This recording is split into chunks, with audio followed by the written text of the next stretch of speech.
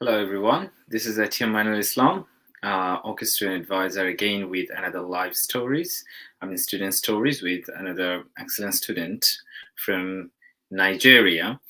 And I'm really, really happy to introduce you today here with our student networks within the OK Students channels. Please, Idris, would you like to introduce yourself? Yeah, thank you very much, Manuel Islam. Like you said, my name is Idris. My full name is Idris Hamza Yana, and I'm from Nigeria, like you rightly put it. And I am doing my PhD at the University of Exeter here in the UK, and I am in my second year. Mm-hmm. Before starting my PhD, I was a lecturer at a university in Nigeria. It's called Sule Lamido University, Kafin Hausa, in the northern part of the country. Okay. Well, yes, I've seen it. Like you have been teaching in your back home, and well, could you just tell us a bit about your area of study? What are the PhD programs, and what is your thesis? What are you doing at this moment? Yeah, so I am doing my PhD in literature, and my focus is post-colonial literature, of course, and I'm looking at Kenya in particular. Mm-hmm. So my research is about reassessing the place of women in the narratives of pre and post independence struggle in Kenya, and I am looking at a text by Ngugi wa Thiong'o, uh, who is famous Kenyan writer, and I'm also looking at works by Grace Ogot, who is another famous Kenyan writer and who is Ngugi's contemporary. I am also working on Rebecca Njau's text. So yeah, for Ngugi wa Thiong'o, I'm looking at his books, which are novels. There is A Grain of Wheat. There is The River Between. Then there is Petals of Blood and Matigari. These are the four novels I'm looking at. For Grace Ogot, I'm looking at her two collections of short story. There is The Land Without Tender and The Other Woman. These are a collection of stories with at least 10 of 10 different short stories in each. And for Rebecca Njewa, I'm looking at her novel called The Ripples in the Pool, and there is a short play called The Scar. So, so in all these texts, what I'm trying to look at is what was the place of women and their contribution during pre-independence struggle. Kenya is one of the countries in Africa that had to fight for its independence from the British. So there was what's called Mau Mau revolt, where people had to take up weapons, go into the forest, and fight the British colonialists before they could get their independence. So my concern is what happened to women during that time, because when men took up arms and go to the forest, definitely what you have is women taking care of the family, women being exploited by both sides of the war, and stuff like that. So what was their contribution, towards stabilizing the whole society? And I'm also looking at what was the women contribution in the combat, because some women also took arms and went to the forest Yeah. and fought alongside men. That's another thing. Then after independence, Yeah. what was the involvement of women in governing the affairs of their new country after fighting for the independence and given the independence? Were they given the adequate opportunity, to be involved in governance, or Yeah. were they just put at the background by the men? And I'm also looking at what I call double operation. how women were oppressed by colonialists and Mhm. by the patriarchal society, because Kenyan society by its nature is patriarchal. So I'm looking at how both colonialism and patriarchy, doubly oppressed women. I am also looking at publishing as one factor. I'm now looking at the writers, not their characters. So I'm also looking at the writers themselves. What were the opportunities they had in terms of writing? Because when you talk about Kenyan literature, mostly what comes to mind is Ngugi wa Thiong'o. But there are other good women writers who wrote during the same time. So why were they not known like Oh. their own male counterpart? Mhm. So I'm looking at publishing, the attitude of the critics, the readership, and the demand for their books. So these are some of the. It's a very wide type of research. Wow. Yeah, and I'm also using post-colonial theories and feminism, Mhm. as the theoretical backing for my research, if you like. That's great. That's great. When I hear the word literature, I'm myself very enthusiastic about literature, and I love to read novels and stuff. But definitely, I believe what you are doing is much more exciting, and is very, very enjoyable from any individual's point of view, because you are not only dealing with the literature, you are also reading novels, and the literature you are actually linking up with this history and the Yeah. political and social history of a certain region. That's great. We are so happy to have you here today. I'm looking forward to learn quite a lot of things from you today. Thank you. Myself, I'm a student in MSc in Nottingham Trent University. Currently, I'm working as a placement student here with OK Student. And the people who are watching us right now, just to let them know, it's ATM Mainul Islam from OK Student, and I'm having a wonderful PhD student plus an associate lecturer, if I'm not wrong. Yes, Yeah. an associate lecturer in University of Exeter, Mm. Idris Yana from Nigeria. So we are actually looking forward to talk about like the PhD application process, and also the facilities and the funds and scholarship that African and all other international students who are looking for PhD programs in the UK who can access it.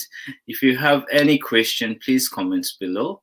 And also you can visit our website www.okstudent.co.uk/form to if you have any inquiries. So Idris, well, it's a fantastic thing what you are doing. I mean, if you just can tell us a bit about like the part of your teaching, what you have been teaching in your country, and now what you are teaching in University of Exeter. I mean, what's the experience between both of them?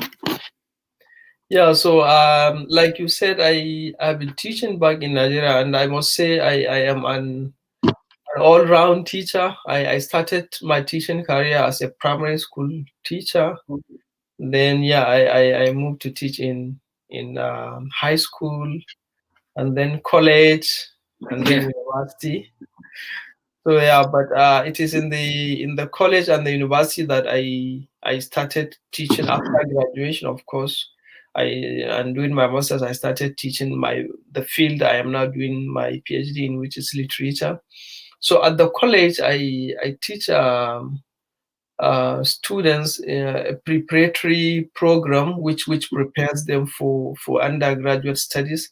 Mhm. So we usually teach them literature, and yeah, I teach them uh, English literature, Caribbean literature, African literature. It's a collection of different types of literature, just to broaden their perspective about literature in general. But then in university, I teach undergraduate students, and I teach them introduction to literature in general. I also introduce them to what we call Nigerian literature. Uh, I also teach a course called Introduction to Literary Theory and Practical Criticism, which Mhm. introduces students to the techniques of critique of literary works. Mhm. Uh, Yeah, and I also teach modern African poetry, which is basically about poetry. So yeah, when I talk about literature or teaching literature, uh, when you talk about literature, what comes to mind is English literature, Wordsworth, Jane Austen, Thomas Hardy, but but So, but, but, okay. but there is what we call literature in English, which is literature written in English but by non-English. Hmm. So because Nigeria, where I came from, is an Anglophone country, Yeah. it was colonized by the British and it got independence. So our official language is English.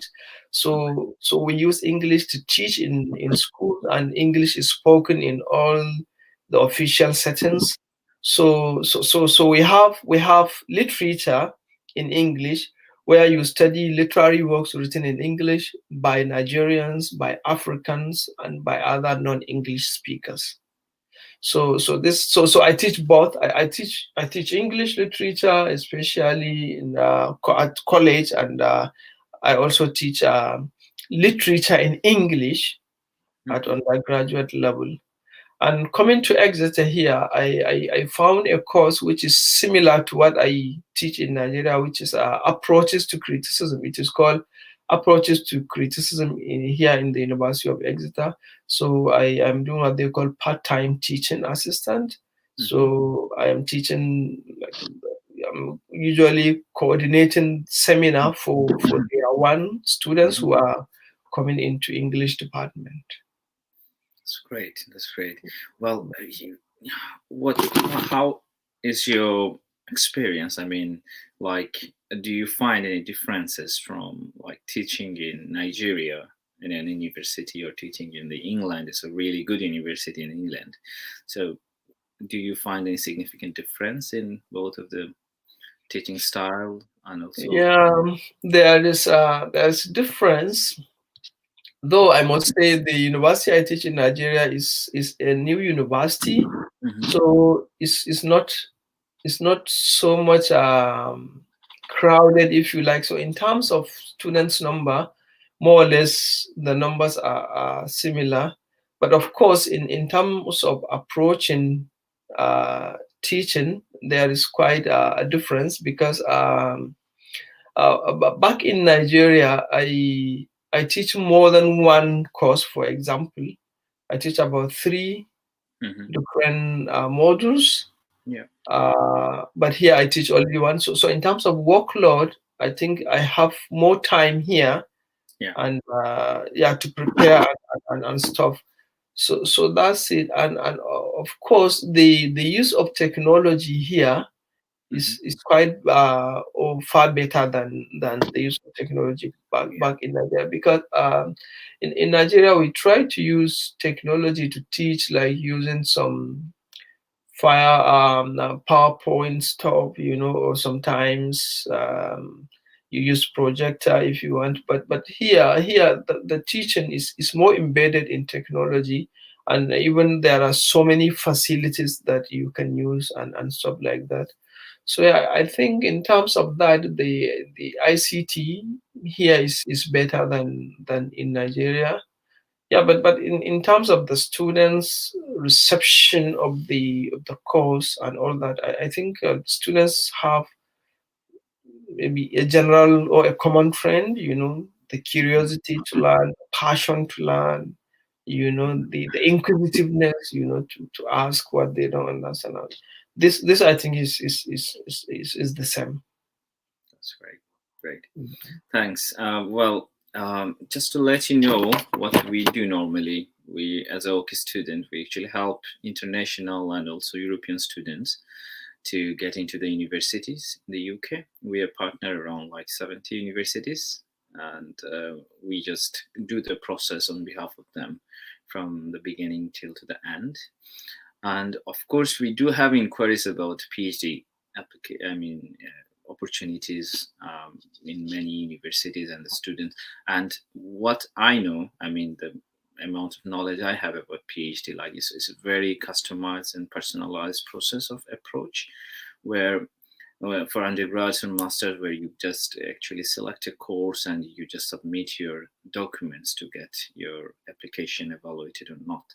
But in the PhD, I know you have to get in touch with the supervisors, and also you have to find the desired field or the desired course if it is offering by any of the universities. So here you are now. So you are a PhD student. So I think it's the best way of, getting the information from you, like what are the process and how long it takes, and when should a student start seeking for PhD opportunities in the UK. Yeah, thank you very much. So there are a lot of processes actually, and I think my advice to anybody who wants to begin a PhD to begin preparation a year ahead, 1 year ahead of time. Mm-hmm. I know. That is what they call English language tests. Mm-hmm. So if there are specific countries that are exempted, but apart from those countries, any person coming to UK to study must have a proof that he can speak English Mm-hmm. very well, and the only way to do that is to present that certificate. There is IELTS, there's TOEFL, so many of them. Though personally I'm against that, especially if somebody is coming from English-speaking country. I came from a Commonwealth country, a country colonized by England. We speak English, but still I had to present. And I did my first and second degrees in English, but I still had to write IELTS to prove that I can speak English. So personally, I'm against that, but that's the rule. So you have no choice but to Yeah.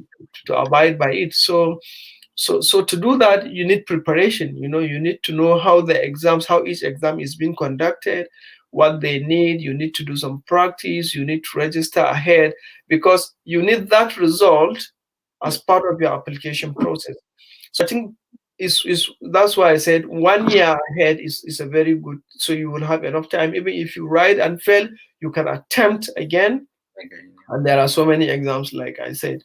So then, apart from that, another important thing is a research proposal. Yeah. You need to know what you are working on. You need to know what you want to do your PhD on. This is very important, and this should have started since when you were doing your masters. If you really want to be PhD, like my PhD, I am building of my masters research. So after my masters, I knew, okay, this is where I'm going to expand my research. So you now have your research proposal. Then after research proposal, like you said, Moinul, then you contact a supervisor. But before contacting a supervisor, you need to decide on which university you want to go. Yeah. And so many factors can contribute to that. In my own case, I am being sponsored by my university to come here and study. But the university put criteria that any university that you want to go has to be among the rankings. There's what we call the Times Higher Education Ranking, THE. So it has to be among the top 10. So you have to so you need to know that if so you need to know what your potential sponsors need. Well, what type of university they can only approve. You need that. And you also need to know the location, in terms of weather, in terms of the environment you are going into. That's very important, because if you can get easily carried away by life in the UK, I would advise somebody to look for a university that is not in a very big city, in a very secluded place where you can not easily get distracted. That's very important as well. And also commuting to your university is another thing you should look at while looking for admission, because if you look in a big city where there are no places to reside close to the university, it means shuttling around. This could be an inconvenience as well. And I think another thing to look at is affordability, of life, where you want to go. How affordable is life? Some cities are very expensive, Yeah. while others are quite affordable. So this is also another thing you should look at. Then after deciding which university you want to go, but another thing that should determine which university you go is the program you want to do. Some Yeah. universities don't offer the PhD you want to do. So you need to know which university has the PhD program that you are going to do. That's very important. Then after that, then you go to the website. Fortunately, all the universities' websites are very functional, so you can go through the profile of each lecturer you want. You can see their specialization, and you can see whether they match what you are looking for in terms of supervision. So when you do that, then the next thing is to contact that potential supervisor and introduce yourself and tell them what your intentions are. In many cases, if the supervisor rather is willing to supervise you, the next thing is they'll ask you for your proposal, research proposal. So you send them your research proposal. If they feel it's okay, Mhm. then they ask you, okay, you can apply. That's right. So that's it. That's really, really helpful. Thanks. Well, yes, and of course, and it's come with another question afterwards. But before that, I would like to tell if anybody is watching us, if they have any question about the PhD program and also studying in the UK, please comment below. And also, you can visit our website www.okstudent.co.uk/form if you have any inquiries, and you can book our advisory appointments as well from one of our advisors online. It's available in the website. Well, then following question comes up with, like, student who wants to study PhD programs in the UK, they often look for like funded options. So there are numerous way of getting funded, from self-funded to funded by the sponsors. It could be different organizations. So, well, you have been sponsored by your previous university where you've been studying. So could you just give us like a bit information about like how to access and how to find out who doesn't really have a background like you, which you came from a university to study higher, PhD. So like a normal student who have completed and maybe worked few years after their masters who want to access to the PhD. What are the possibilities and opportunities UK education might have for them? Yeah. So fortunately, there are funding organizations that offer funding for students willing to do PhD. Some organizations would want you to do your PhD in a particular area where they focus. So, but I think in the age we are now, the best thing is to check online. You know, most of the fundings you are looking for, you can get them by simple search online. So to search online, some of the universities Mm-hmm. also offer funding for students. Yeah. Like in my university here in Exeter, they offer different kinds of funding for students, and it depends. They also offer for students from parts of the world, like um, I can't recall but if you go to the website of the Mm-hmm. university, you can see that. And also there are some organizations. All you need to do is just search funding organizations. You will see them. You will see what their requirements are, and what research areas they are funding. So I think search engines are a very good way of getting that. Fortunately now we have internet. Before we didn't have that access. So yeah, but like I said, every university in the UK offers some kind of funding, whether fully funded, whether it's full or partial. They definitely offer some fund, so you can look at that. Great. Thank you. Well, another question, which is really important to the application process for PhD programs. Writing an effective and constructive proposal. Well, and it is very important. What I have realized so far for the PhD application who wants to go for a particular program. So, do you have any tips for that for the students or for us? Like, if we want to guide someone, like writing a really effective and constructive proposal. Yeah, so your proposal is your representative. So the proposal you are writing should reflect what you want to do in terms of your research. Many people will not have time to talk to you about what you want to do your PhD in or the area you want to do your research in. So what they need is your proposal. Your proposal speaks on your behalf. So, like you rightly put it, proposal is very important, and some of the key issues which we should look at while doing proposal first is that your introductory paragraph or paragraphs should summarize the whole idea of your proposal. Then, of course, you need the objectives, what you seek to achieve at the end of your research.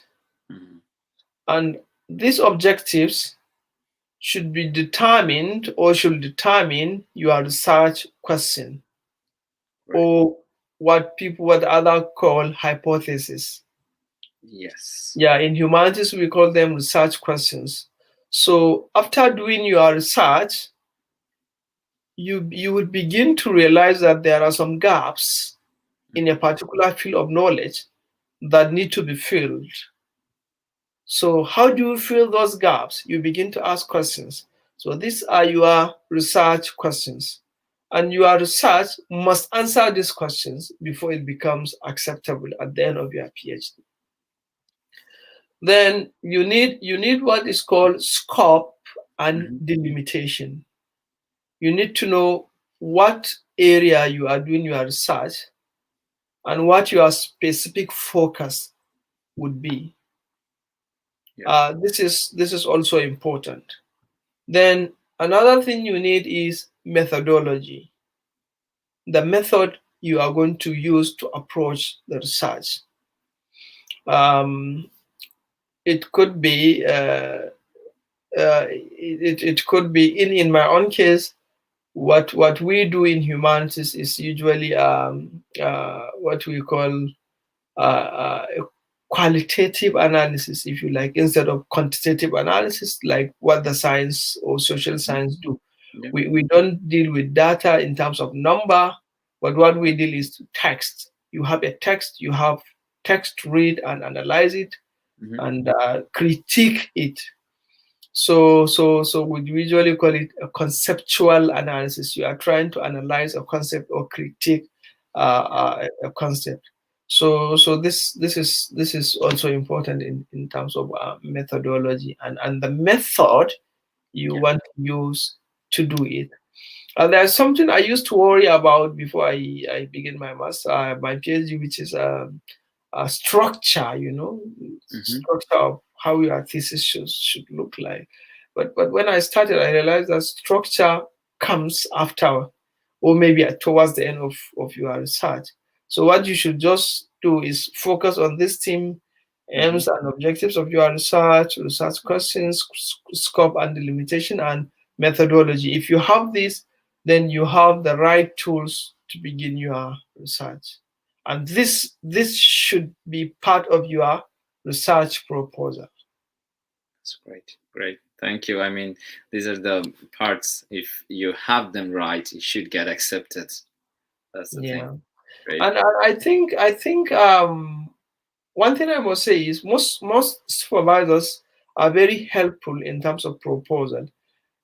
if they have if they understand your proposal, they might help you or must help you to reframe it in such a way that it will be acceptable. So yeah, it's not something to be scared about, because once you present it, if it makes sense, if it has these features, then Mhm. definitely the provider will know that this person knows what they are doing. Then if there are certain inputs, they can give it to you. Okay. So you're saying like you can rephrase it, you can review it afterwards, even sending to the. I Yeah, mean, not after sending it, because before you apply, if you contact a supervisor, most mhm, of them they will ask you to send them your proposal. yeah. And in some cases, the supervisor would help you in reframing the Okay. proposal before you finally submit it in your Right. formal application. Great. Now Yeah, it's clear. Thank you. Thanks. yeah. Well, we're nearly the end of this live, but before we go off, I just want to know a few things about how you feel. I mean, living in the UK as a PhD student, and of course, the three best thing about UK. Well, let's begin with how I feel, which I think is very important for students. PhD student is PhD program is a quite isolating program. Unlike masters or undergraduate, where you attend lectures and meet people in PhD, you don't do that most often. In some very few cases, you do that. So, what I will advise any potential PhD candidate to do is to try to have a network of PhD students. Try to meet as many PhD students as possible. And the way to do that is attending programs organized by your department, like Mm, seminars and other interactive programs. Try to meet people, because when you meet people, firstly, it takes off the pressure of loneliness, yeah. and it also builds a kind of a community Mm, where you meet and share your it's very important to share your research with other colleagues, because you get very important input which will help you in reframing your research. So try to do that is very important. And also there are materials, abundant materials in the library online that you can use, but always keep closer contact to your supervisor. great. Whatever you don't understand, do not hesitate to speak to your supervisor. Ask them, they will always be ready to help. Great. Well, three things I like about UK. One will sound highly ironic, is the weather. Yeah, I know. Many people don't like the weather, but I like it. I don't like, Wow. yeah, I don't like You're the heat. first person. I Yeah, think. I came from sub-Saharan Africa, which is quite hot, Yeah. and naturally my body doesn't like heat. Yeah. So I like how cold the weather is. I have never complained about it. So that's one of the things I like about the UK. Of course, another thing I would say I like is um, having to expand my network. Coming here, you meet different people from different places, so you extend your network as a researcher. It's very important to have network to meet people from different places and different backgrounds. That's very important, and coming to UK has enabled me that. Uh, then, yeah, of course. There are institutions that you can visit, like the British Library, University of Cambridge, and stuff like that. I'm a scholar, so and of course, finally, football. Wow. Yeah, English Premier League and Champions League. Premier League. I'm a fan of Liverpool Football Club. So yeah, so yeah, I even back in You Nigeria, never, I you used to watch never walk Premier alone. League every weekend. So yeah, coming here brings me closer to the game. So this is one of the things I like. Of course, even I do love football. and also I like cricket Okay. as well. So England is really a nice country for both of these things. Like in Yeah. 2019, they hosted Men's Cricket World Cup, and Yeah. my country, Bangladesh, actually participated in, and they did not too bad. They did well. Yeah. Not too much. Not too bad. Of course, for a student like me from Bangladesh, we do have a very familiar and very welcoming environment in the UK. Sporting events, for example, football and cricket is the most famous is football, and we love cricket as well. So Mm, it's kind of like when we have uh, football going on, we can watch football. When the cricket season, you can actually play, or you can basically watch cricket as well. interesting. Great. I'm so thankful to you for your time. I know you are such a busy person, but still you have managed some time for us and advised me and the fellow students throughout the process of PhD application. And also, thank you very much for sharing your story with us. Thank you very much. It's my pleasure. And thank you for having me. Thank you. Yeah. Assalamu alaikum. All right.